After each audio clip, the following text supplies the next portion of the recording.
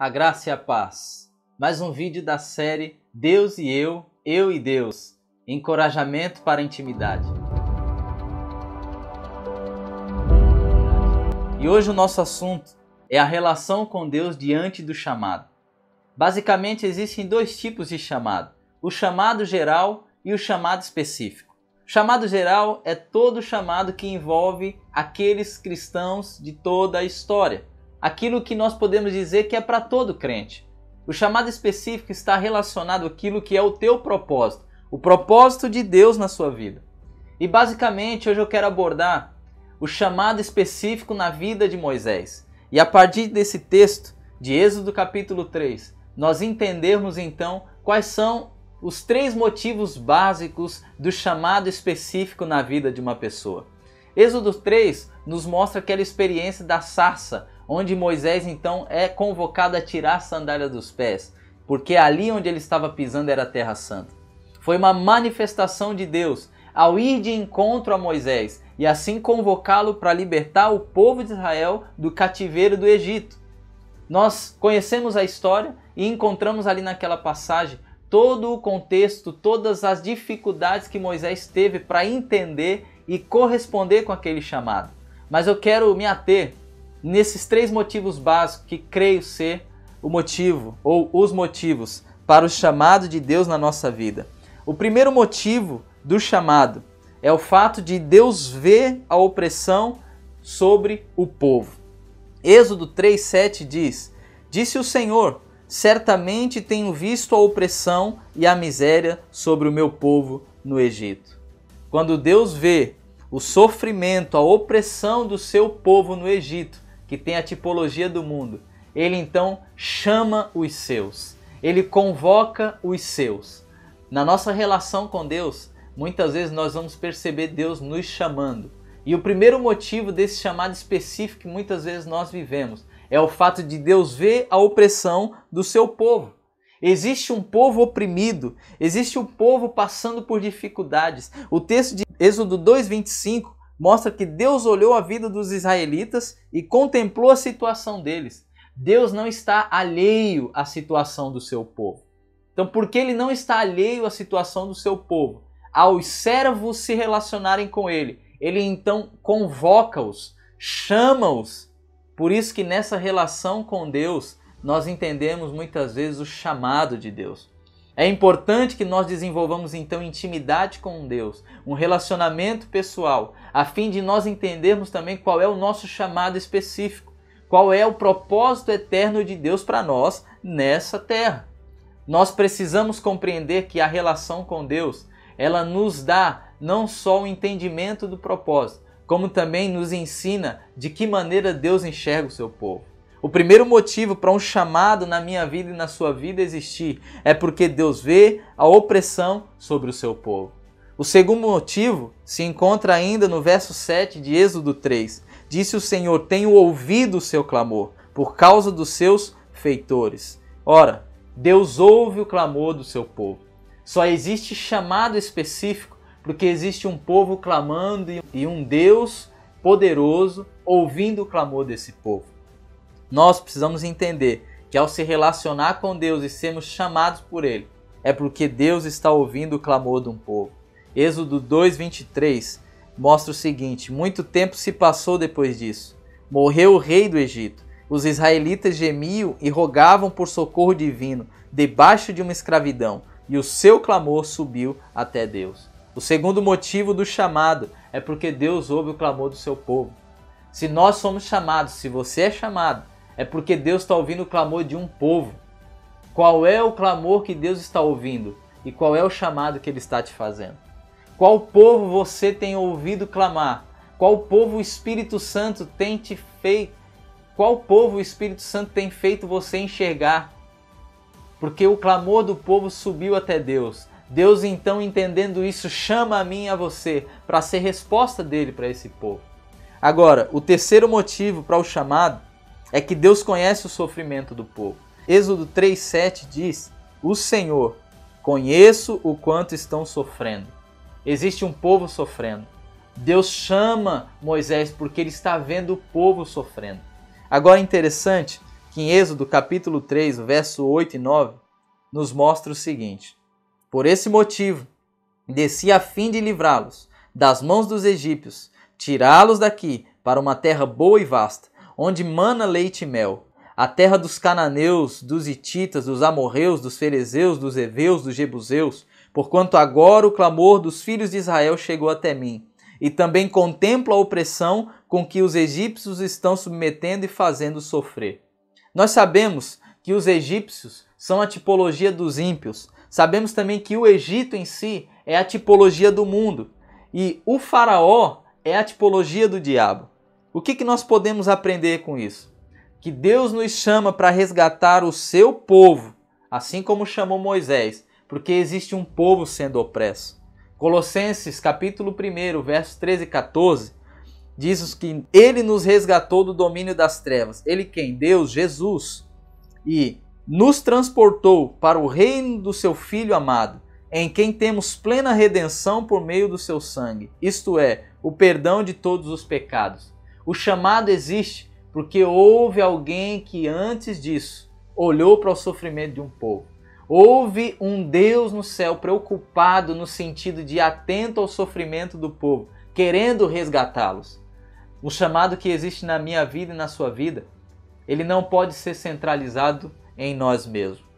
Nós enxergamos na vida de Moisés o tempo todo ele trazendo aquelas, aspas, desculpas a despeito do chamado, dizendo a Deus que não sabia falar, dizendo a Deus que não teria como ele comprovar que estava sendo enviado por Deus. Você conhece a história e você sabe que nesse processo Deus então dá direções para que Moisés então possa corresponder a esse chamado. Mas ainda assim Moisés ele insiste em colocar as suas dificuldades. No final das contas, em última análise, você vai descobrir naquele texto que o que Moisés estava fazendo o tempo todo era centralizando o chamado nele mesmo. A essência do problema de Moisés era o seu ego. Porque nós precisamos lembrar que Moisés, ele saiu do Egito como um fugitivo após ter matado um rapaz. E agora ele precisava necessariamente voltar no ambiente da dor, onde ele precisava fugir. Ele estava voltando no ambiente do inimigo, onde aqueles homens queriam matá-lo. Então Moisés ele coloca ali situações, questões que o impossibilitem de estar naquele lugar. Por quê? Porque Moisés estava querendo se proteger. Moisés estava pensando, olhando para essa convocação de Deus numa ótica meramente egocêntrica. Ele não estava como Deus, olhando para o sofrimento do povo, olhando então para a opressão do povo, olhando para o clamor do povo. Ele estava se enxergando em problemas. Êxodo, capítulo 4, verso 14, mostra Deus então colocando Moisés numa situação onde ele não poderia fugir mais. Disse então o Senhor: não tens teu irmão Arão, o levita? Eu sei que ele tem facilidade para falar, e eis que ele já está chegando. Vem no teu encontro e, vendo-te muito, se alegrará em seu coração. É impressionante como Deus, diante das questões e dos questionamentos de Moisés, aparentemente ainda promove Moisés. Deus diz que Abraão vai ser o profeta de Moisés e Moisés seria como Deus para o seu irmão Arão. E é impressionante enxergar isso porque é como se Deus tivesse aceitado os questionamentos de Moisés diante desse chamado.